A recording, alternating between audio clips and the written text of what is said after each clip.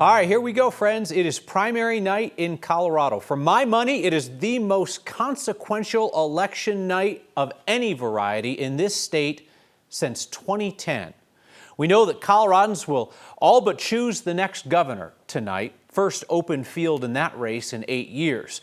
Coloradans in Denver will decide whether to send a socialist to Congress for the first time. And Democrats will also pick their fighter in one of America's toughest battleground congressional districts. It is not too late to vote. It is 6 o'clock in the Mountain West. If you still have a ballot sitting on your counter, fill it out. Just skip the races that you don't feel strongly about and get it to a ballot drop box. It has to be there by 7 p.m. sharp to count, but it is not too late to vote. As of this afternoon, a quarter of Colorado's 4 million registered voters had cast a primary ballot. Democrats are all about it this year, right? And that makes sense. There's a competitive race for governor. There are 2 key House races. Democrats are outpacing their returns for the last 2 primaries. Unaffiliated voters who can vote in either party primary, Democrat or Republican, have overwhelmingly gone D so far by a margin of 2-1. And those returns from unaffiliated voters, the majority of Coloradans, could make or break several close races.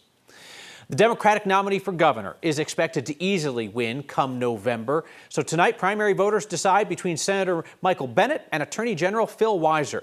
We should say Republicans have not put up a competitive contender for governor in a decade in this state. They've only elected one in the last half century. So the winner of tonight's Democratic primary is all but certain to be the man to replace outgoing term-limited Democratic Governor Jared Polis. After 3 decades in office, Democratic Congresswoman Diana DeGette faces the fight of her political life. Democratic Socialist Milot Quiros has gained national attention after a wave of victories for Democratic Socialist candidates across the country. But she has also faced harsh criticism from some Jewish Democrats in Colorado for her comments on Israel and the conflict in Gaza. The biggest race in Colorado come November in the general election will be in the swing 8th congressional district. Democrats decide tonight between centrist former state rep Shannon Byrd and formerly progressive state rep Manny Rutnell, who abandoned a series of his leftist viewpoints in order to run in the swing district currently held by Republican Gabe Evans. Before we get into a deeper dive of the primary races ahead of the polls closing at 7 o'clock with results to shortly follow, let's take a moment to discuss the state of wildfires in this state. There are hundreds of firefighters working in remote corners of Colorado right now, fighting wildfires that started in the last few days and then exploded over square miles. The Aspen Acres fire southwest of Pueblo is riding the Custer and Pueblo County line. It's burned more than 150 buildings, including more than 50 homes. We understand that a firefighter has been hurt down there. We're not sure how badly. That fire is now at more than 28,000 acres, about 43 square miles. It is burning uncontained. The Willow Fire, west of Leadville, is also uncontained. It's now at about 3 square miles, 1,900 acres. Lake County says more than 100 firefighters are out on that fire that has all of Leadville under a pre-evacuation warning, a be ready to go alert. The big monster is the Snyder Fire. That's on the Colorado-Utah state line. It is one of the largest fires in our state and burning uncontained as well. It is now about 50 square miles, 30,000 acres. More than 130 firefighters are working on that fire as they simultaneously mourn their colleagues killed on those fire lines. 3 firefighters died, 2 others were injured in a burnover on Saturday. Those firefighters were not originally from Colorado. They came to our state to protect lives and property. Meteorologist Jaden Knowles is along now, and obviously, Jaden, we've been watching the winds, we've been watching temperatures, and a futile hope for some kind of rain on a fire somewhere. You know, luckily enough, we did see a couple of isolated showers, mainly south down towards that Aspen Acres fire. So here's the map that shows all the wildfires that's continuing, multiple across the state, especially in the neighboring states. So yeah, that air quality is terrible. That's actually the worst, the top 10 in the entire world for the worst air quality alerts out there. So here's your smoke forecast. It's going to ramp up as we head into this evening. If you have respiratory issues like myself, definitely limit your time outdoors, especially if you have any plans this evening, or just stay inside and just relax with that. But current wind gusts, we have seen the windy conditions, especially up towards the airport. There was multiple delays because of these windy conditions, and we're also tracking some showers out there. But for the most part, red flag warnings will continue till 9 p.m. Wouldn't surprise me if they extend that into the next day. But later on in the show, we'll talk about those rain chances and also the impacts to the airport later on in the show. Kyle? Jaden, thank you. Final political ad of 9 News this primary season has already aired, and we'll get our first drop of results shortly after 7 p.m. That will be all of the ballots that came in prior to today. So that is going to be a large chunk of the results that we get shortly after 7 p.m. Our continuing coverage will stay on KTVD and wherever you stream. Our team's out covering the candidates and the campaigns tonight. We'll start with our Marshall Zellinger, who joins us from Michael Bennett's event. He's in the Golden Triangle area of Denver. And Marshall, Bennett's team was hoping for and long expected a much less exciting primary night than they are probably in for. Sure, and I've talked with people close to the Bennett camp who are going to gauge tonight's mood based on the initial results that drop, as you mentioned, at 7 p.m. based on people who have voted prior to yesterday. If it's 5 points or more in Bennett's favor, it's still going to be a bit of a nail-biter here, but they're going to be feeling pretty good. If it's less than 5 points, get your sleeping bags ready, and if Weiser is in the lead when the first results drop, this place may be as busy later tonight as it is right now. Bennett started the race as the well-known established candidate, which was a benefit until it wasn't, when national sentiment about current politicos soured. There isn't much that separates Bennett and Weiser from each other policy-wise, but what about from the current administration? Kyle had a chance to ask Bennett if he's just Polis 2.0, and Bennett disagreed. The reason that I'm running for governor is that Colorado is the third most expensive state in America to live. Our kids and grandkids don't believe that they're going to be able to afford to live here. And I think if we keep doing the same thing we've been doing for the last 20 years, our kids aren't going to be able to afford to live here. I know it doesn't look that impressive at the party right now. It's still early. People just getting off work. People don't want to come until the results come out. But I can guarantee you, Kyle, there will be a few dozen people who are almost contractually required to be here in case they want to be U.S. Senator should Bennett win and Governor Bennett appoints the next U.S. Senator to replace him. Yeah, it's almost going to be like that scene at the wedding, you know, where he throws the bouquet over his head, you know, and somebody catches it and they become a U.S. Senator. And we know it's probably Congressman Joe Neguse unless he wants to have some Butterfingers and drop the bouquet, and then there'll be a mad scramble for it after that. All right, Marshall Zellinger at the start of a long night for that man, but it will be an interesting one. We are blessed to have interesting races in Colorado this year, votes that matter. Marshall, thank you. Our Jennifer Meckles is at the Weiser camp tonight. And Jenny, just as I was talking about with Marshall, where the Bennett folks might have thought that they were going to have a cakewalk 6 to 9 months ago, the Weiser team finds itself in a race that has gotten tighter and tighter and tighter, which from their perspective is welcome news. The question is just, has enough time elapsed for Weiser to catch Bennett? Yeah, and we'll see tonight. You know, Marshall talking about the party not picking up there yet. It's loud enough now, forgive the big obnoxious headphones, but the party's going, the drinks are flowing, and people here, they're really hoping they get to celebrate tonight. Weiser has been all over the state today. As folks said, he started the day down in Pueblo, where he has started every campaign. Then he was in the Springs at an evacuation center for those fires that are burning in our state right now. And then he's going to finish here in Denver. I'm at Ace Eat Serve in Uptown, where Kyle, I'm told the second he arrives, he's going to play some ping pong. So I think people are in a little bit of an upbeat mood here tonight. But, you know, we talk a lot about how if Weiser is this anti-establishment, if Bennett represents the establishment, but these two don't have that much daylight on policy difference, like how do they distance themselves from each other? Weiser may not be a Washington guy, but he's been serving as Attorney General for the better part of the last decade. He's both touting his experience, saying he could be this great governor. At the same time, he's trying to put some distance between himself and the guy who's been serving in Washington for a while. So it's kind of an interesting thing, and I know they've been both really trying to pull in perhaps more apathetic voters or confused voters, maybe not progressive enough for you. Maybe the two aren't so similar. How do you draw them in? And just yesterday, he answered a question from you, Kyle, asking, also, are either of you guys all that different from Jared Polis? You've already heard Bennett's answer. Here's Weiser's answer to that same question. And I would lead in a way different from Jared Polis. We need to make sure our government is working creatively for people, listening to people. And a lot of people feel like your government is distant. You're not listening to me. When the Durango Herald endorsed me, the one major newspaper to endorse in this race, they said Phil Weiser has crisscrossed all 64 counties in Colorado, building meaningful relationships along the way. I've been doing this work in a meaningful, bottoms-up way, serving Colorado, fighting so people can afford to live in their communities, taking on how we protect our land, air, and water, protecting public safety, and so much more. We need a proven fighter, a proven builder as an ex-governor. The best result, and you've talked about this, Phil Weiser for governor, Michael Bennet for Senate.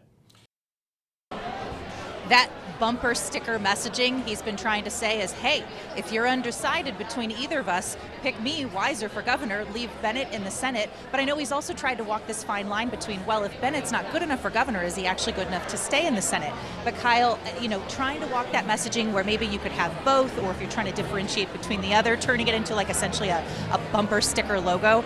I laughed though tonight because when they were doing mic checks to make sure all the tech in here was going to work tonight, that's what they were yelling over the mic checks. Bennett for Senate, Weiser for governor.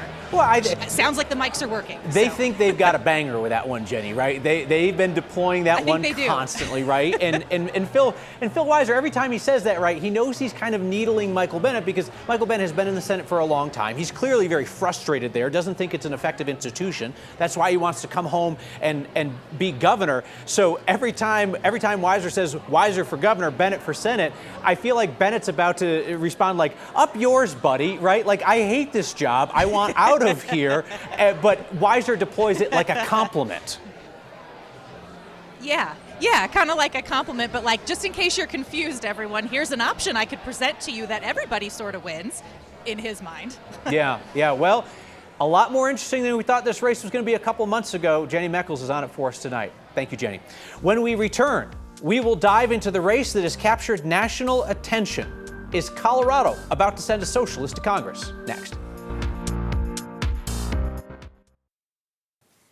Most election nights around here, we don't even mention Colorado's first congressional district. That is the safest Democratic seat in the state. It is the congressional district representing Denver. And for the last 29 years, 15 terms, it has been represented by Congresswoman Diana DeGette. She has been safely ensconced in that safest of safe seats.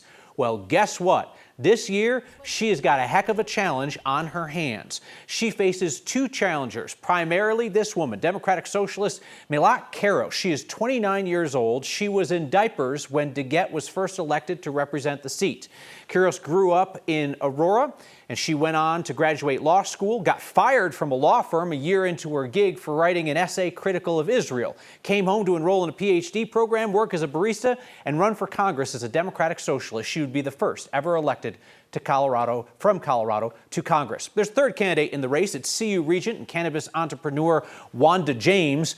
James's campaign has struggled to get any traction whatsoever in this race, but in a race that could be so tight between DeGette and Karos, her presence in the race could make all the difference. Our Spencer Soysher is at the Karos Watch Party in Denver. And Spencer, there is a lot of national leftist energy around this race because they want to parlay wins for the far left in New York City to prove a point and make history in Denver tonight.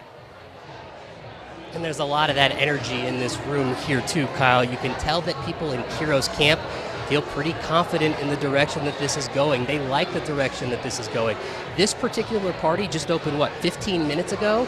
And election results obviously not out for at least 45 minutes, but it's starting to fill up, and this place, we're in a spot off of Broadway, is about to pop. They've got a DJ set up here. I've got both headphones in with the noise cancellation function in. The bar is going. This is a particularly young room that is energized about a candidate that is on the ballot tonight, for a candidate that establishment Democrats are watching closely, including for her "Don't let the door hit you on the way out" message to one of Colorado's largest employers, Palantir, and others she'd like to see leave too. I was excited to see them leave. Are there any other companies with a significant presence in the Denver metro area that you would similarly like to see go? There's certainly other, there are defense contractors and so forth. Lockheed, Suncor, multiple. Yeah. Lockheed Martin's a significant employer in the Denver metro area. I think almost 15,000 people. You'd like to see them go? I sincerely believe that companies that profit off of war are not companies that we should seek to promote and grow. Milak Karos was not born yet when Diana DeGette took office. DeGette has not had a primary or general election challenger come within 35 points of her in Quiros's lifetime. She's hoping to change that tonight. Yeah, I'll say this, Spencer, a couple of things jump out for people who are just now kind of seeing Mayotte Quiros and getting a sense of her style, right? When you hear her talk, a couple of things become apparent quickly, right? She's very intelligent, she's very eloquent, she is very dogmatic in her democratic socialist views. Like you'll even hear New York City Mayor Zohran Mamdani kind of smooth out around the edges, kind of pick his battles on this or that. She is full bore on everything that democratic socialism is today. Yeah, and I mean, look behind me right now. Democratic Socialists of America. You've got people wearing DSA shirts. Kyle, I point out this room is very young. Like for an election night party, you tend to have people who have lived in an area for a while, super passionate about their area, maybe with a bit more experience. I've only seen one political candidate from any office that I've recognized thus far. Otherwise, it's people under 30, under 40, who are energized about this particular candidate who they think has a shot tonight. Yeah, I mean, talk to folks near Quiros and they'll tell you that their opportunity to win is if they can change the electorate. Every candidate thinks that they're going to do it. All kinds of candidates want to do it. If she's able to do it, then she will make history in Denver tonight. Spencer Soysher, thank you. When we return, meteorologist Jaden Knowles will be back with a look at the weather forecast for the rest of the week, and we'll look to Colorado's 8th congressional district, northern suburbs, up to Weld County.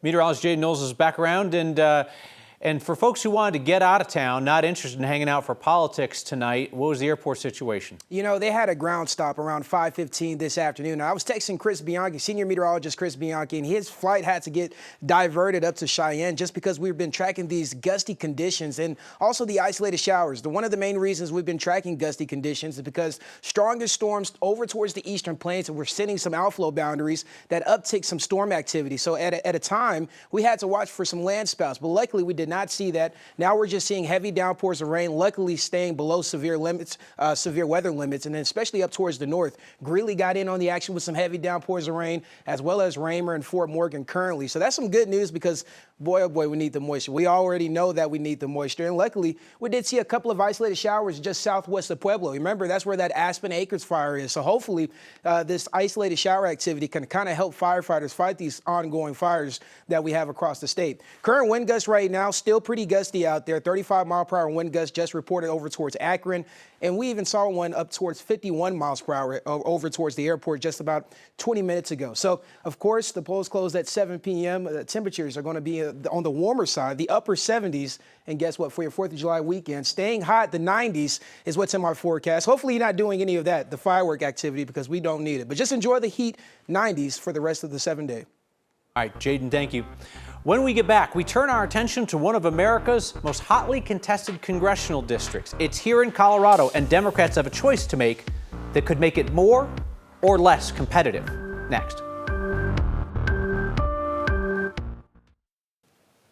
Welcome back in. Our continuing election night coverage will roll on at 6:30. Next will be an hour long tonight, and then we will roll on from there. 7 o'clock is when the polls close. We will begin to see results, so we will have continuous coverage on KTVD and 9 News streaming everywhere that you stream. Let's talk about the Democratic primary tonight in Colorado's 8th congressional district, which is the district that was just drawn 4 years ago in an attempt to maximize Latino representation in our state. Our Angeline McCall is on that race tonight. And Angeline, first Democrat Yadira Caraveo represented that seat, then Republican Gabe Evans, both of Latino heritage, and that has become an issue in this race, whether a district, which is 40% Latino, should have a Latino person representing it.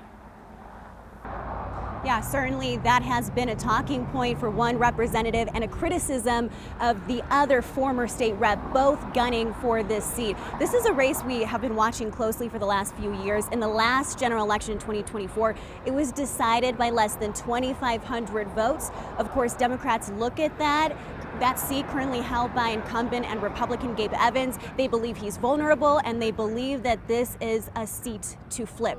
And the golden ticket here is really winning the Latino vote. 40% of residents here in this district are Latino or Hispanic. But let's talk about these Democratic challengers first, starting with Shannon Byrd. If she wins tonight, she could be the first person to hold this seat who is not Latino. And we know this is something that she has been criticized for during her time as a state rep formerly, along with 2 votes on immigration bills where she sided with Republicans, particularly on a bill that would have further limited cooperation with ICE. And her opponent, Manny Rutinel, current state rep, has consistently brought up that record. He's faced his own criticisms, though, or on his positions, or rather lack thereof, and how progressive he actually is. We've seen him flip on key issues like a ban on fracking, animal rights, and canceling student debt. He has positioned himself as the one Hispanic candidate in this Democratic primary, but we also know that his main talking point, and this could prove really important to land with voters in this district tonight, so he needs their support and really their presence to advance. I have already represented Latino families as a state representative, and it was a joy. I've loved all of my constituents, and now, since I have been in this race, making constituent outreach has been a core priority for me. We need to make sure that we put up the best person and someone who understands the cultures, the struggles, the dreams of the people of this district. I'm the son of a single mom who immigrated to America in search of that American dream. We worked hard every single day for this country. It'll be interesting when we start to see results, Kyle, on how people voted, right? Are they going to vote with someone maybe they speak the same language of or they look like, or are they going to vote with someone different who has a more moderate point of view in politics based on their voting record?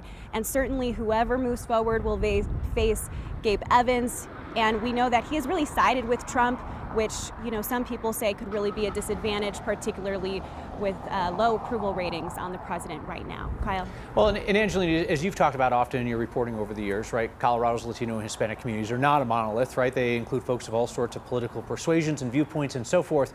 But I know that one concern for candidates is always, how do you make sure that every community, including that community, turns out in primaries where not a lot of people vote? Yeah, this is $1 million question that clerks all over the state, and people really try to elevate this community to vote. And there is research that's done by the ACLU that just about 44% of Latino or Hispanic voters across the state turn out in primary elections, specifically back in the 2018 primary when they released these results. So when you talk about that, that's low voter turnout, and that means that, you know, it's even harder to get this Latino vote, especially on a primary. But this is a very hotly contested election, so maybe we'll see those numbers at that level or even higher this year, Kyle. All right, Angelina McCall, thank you. Usually this time of night on Next, I'm reading people's angry messages about how terrible I am, but this is a special program tonight, so instead we roll on with our hour-long Next primary night coverage on channels 9 and 20. Next.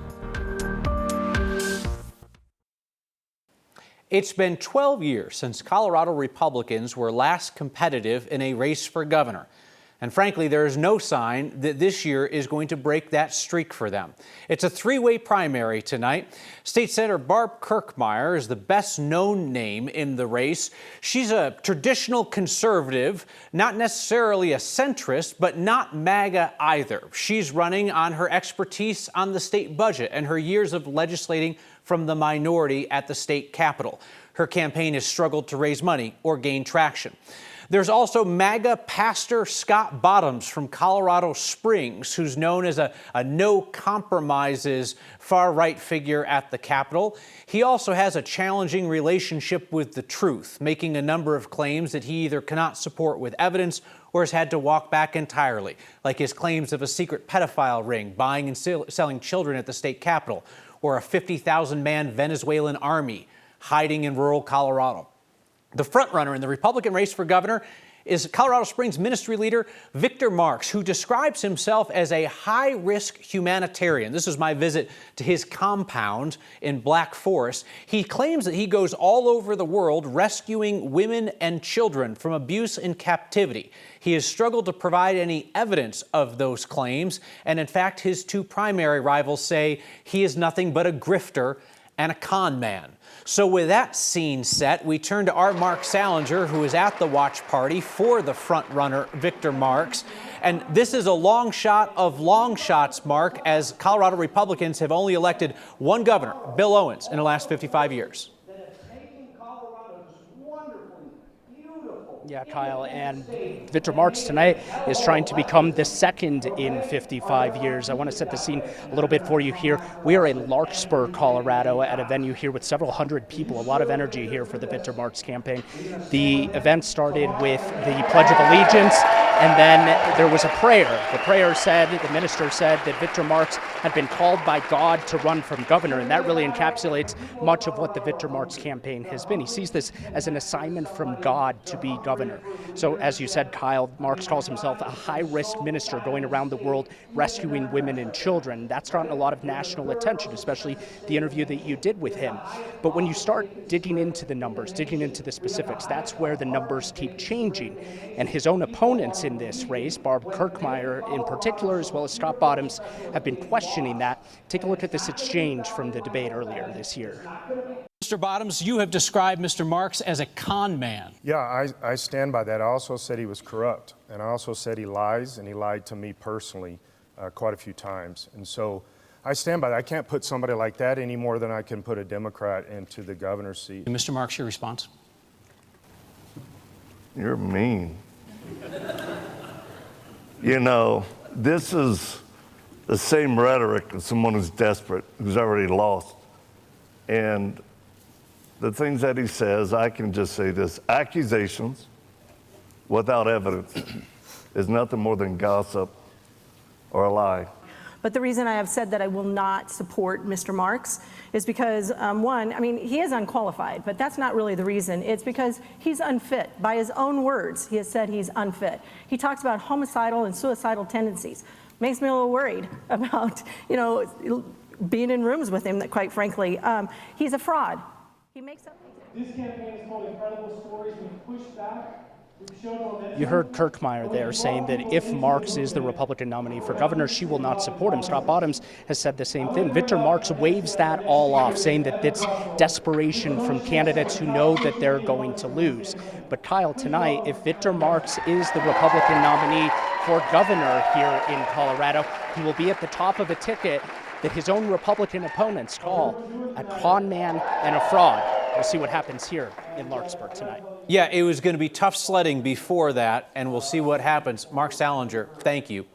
So the top of the Republican primary ballot belongs to Scott Bottoms because he won at the state assembly. He claims to be the front runner in this race, a status that appears to be determined by metrics he won't share and some social media polls.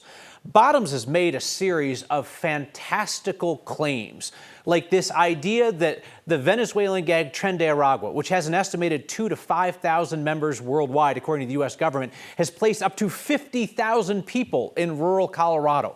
And he's claimed that legislators at the state capitol are trafficking children, like legislators at the Capitol are doing this. Bottoms has yet to offer proof of either claim. Senator Bottoms, how are you? Kyle Clark, 9 News. You are alleging that there are pedophiles buying and selling children for sex, elected officials in this building who are pedophiles. Yes. And you have said that you will reveal this information if Colorado elects you governor. If you're trying to protect kids, you actually did. We'll play it here. We are going to drop the boom the moment that I'm governor. We've actually been talking about maybe doing it before, but the moment I'm governor, we're going to shut down the pedophile rings that are in the House, in the Senate, and in the governor's office. For all of those big claims, he has not been able to do any kind of big fundraising in this race that would allow him to be competitive in a traditional sense. He trails both other candidates in fundraising.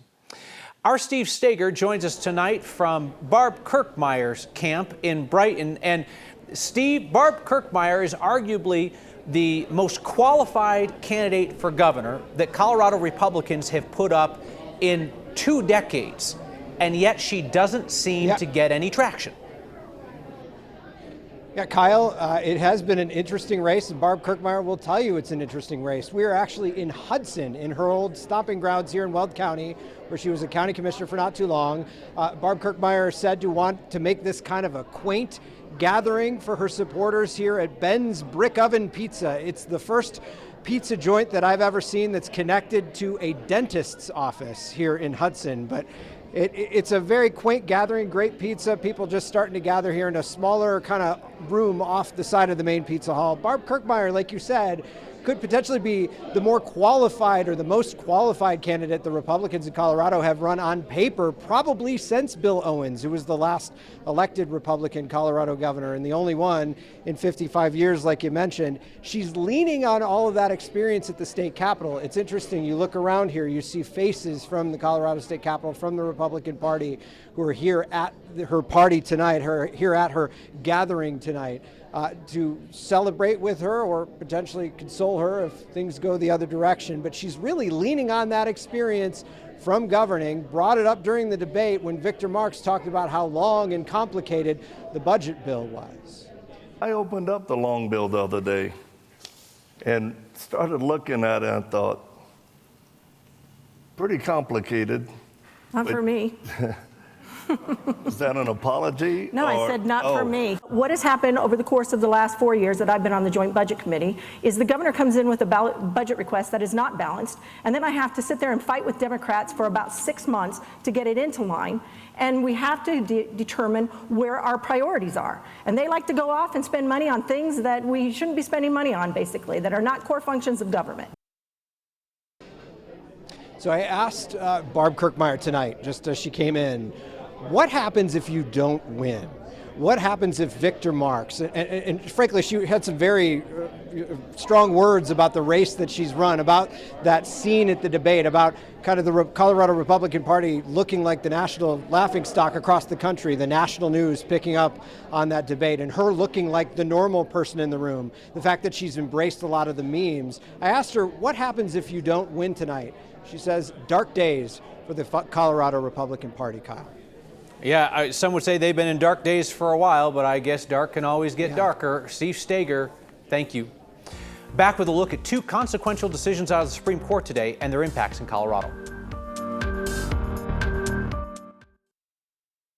The Supreme Court wrapped up its term today, dropping final opinions on some of the country's most debated issues, including birthright citizenship and transgender athletes. Our Julissa Arizari breaks down both rulings and what they mean for Coloradans.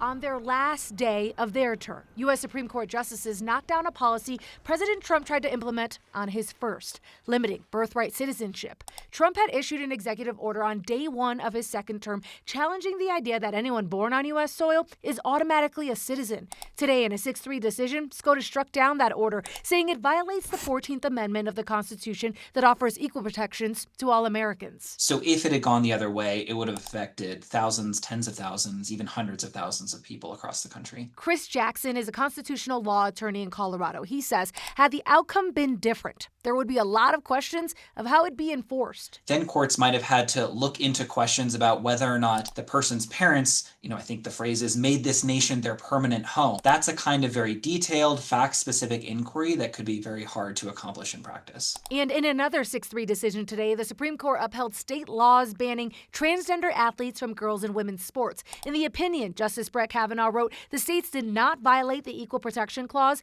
by using biological sex as a requirement for female teams. And that is what Initiative 109 does. Jax Gonzalez is the political director at One Colorado. They say this ruling does not really directly impact Coloradans right now, but an initiative on the November ballot will.